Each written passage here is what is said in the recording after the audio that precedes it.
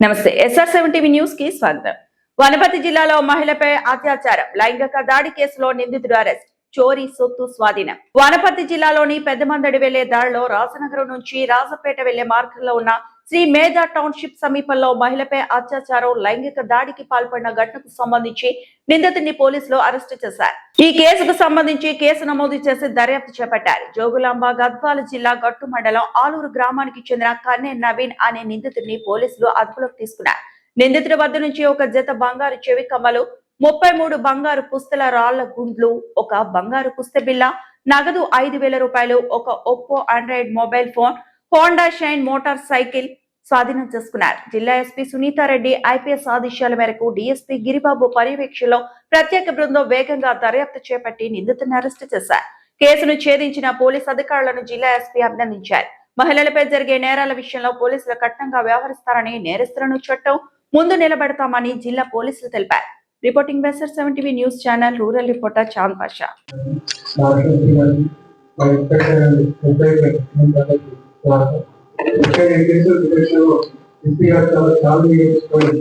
ప్రతి నిమిషం ప్రతి అవర్ కూడా గైడ్ చేశారు. టెక్నాలజీ ఎంతో సపోర్ట్ గైడ్ చేశారు. మేడం యొక్క పర్యవేక్షణలోనే ఇంత తొందరగా మేము చేయలేము. మేడంకి ఈ వర్క్ పర్ఫెక్ట్ అయిన తర్వాత మేడం చేసి రివార్డ్స్ ఇవ్వాలని కోరుతున్నాను.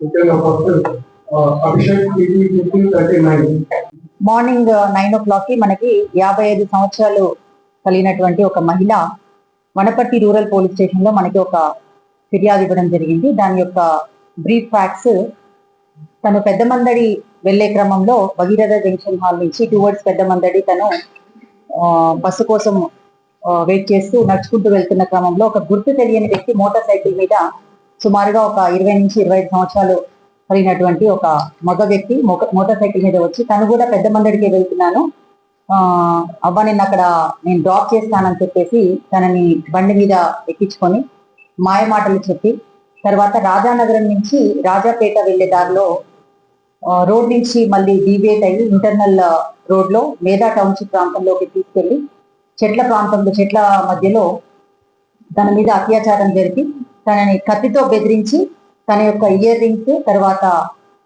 పుస్తల గుండ్లు, ఫోన్ ఇది దొంగిలించి తన దగ్గర నుంచి తీసుకొని వెళ్ళిపోయాడని చెప్పేసి మనకి సమాచారం రావడంతో ఇమ్మీడియట్ గా మన వనపర్తి SDPO గిరిబాబు ఆధ్వర్యంలో, అలాగే వనపర్తి టౌన్ సిఐ రత్నం ఆధ్వర్యంలో 3 టీమ్స్ ఫామ్ చేశాము. దీనికి Rishikesh Wanaparthy rural SI lead చేశాడు. అలాగే వనపర్తి టౌన్ హరి అండ్ వాళ్ళ టీం కూడా.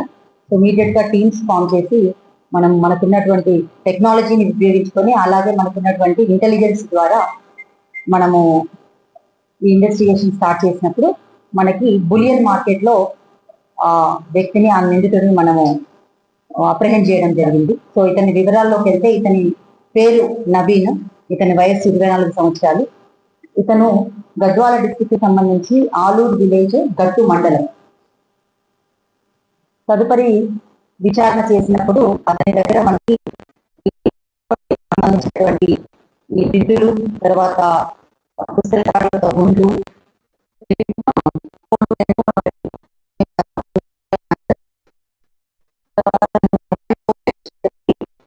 కూడా మనము సీజ్ చేయడం జరిగింది. దాంతో పాటు అతని దగ్గర మరి యొక్క 14 సెల్ ఫోన్స్, అందులో 10 స్మార్ట్ ఫోన్స్. సో మనకి అతని దగ్గర సీజర్ చేయడం జరిగింది. తదుపరి విచారణ చేసి పోలీస్ కస్టడీ తీసుకొని ఇవి ఏ రకంగా అతని దగ్గరికి వచ్చాయనేది కూడా మనం వెరిఫై చేస్తాం. మా ADG law and order Mahesh Gaurav sir ఆదేశాల మేరకు కూడా CAR పోర్టల్లో ఏదైనా సెల్ ఫోన్ దొంగతనం జరిగినప్పుడు దాని యొక్క వివరాలు కనుక మనం సెల్ ఫోన్ లో పెడితే అది ఎవరు పోగొట్టుకున్న వ్యక్తి యొక్క వివరాలు మనకు వస్తాయి. సో తదుపరి పోలీస్ కస్టడీ తీసుకొని మేము ఈ 14 ఫోన్లు కూడా ఎలా సేకరించడం జరిగింది అనేది కూడా మేము పోలీస్ కస్టడీలో తదుపరి విచారణలో మేము తెలుసుకోవడం జరుగుతుంది. సో ఇతను ఆ రోజు యాదృచ్ఛికంగా ఇతను ఆల్రెడీ ఒక గొర్రెల కాపరి, వనపర్తి టౌన్ లో చాలా ప్రదేశాల్లో ఇతను కొంతమంది దగ్గర పనిచేయడం. సో ఇక్కడ ఉన్నటువంటి టెరైన్ కి సంబంధించిన వనపర్తి టౌన్ కి సంబంధించిన ప్రదేశాల తనకి బాగా తెలుసు.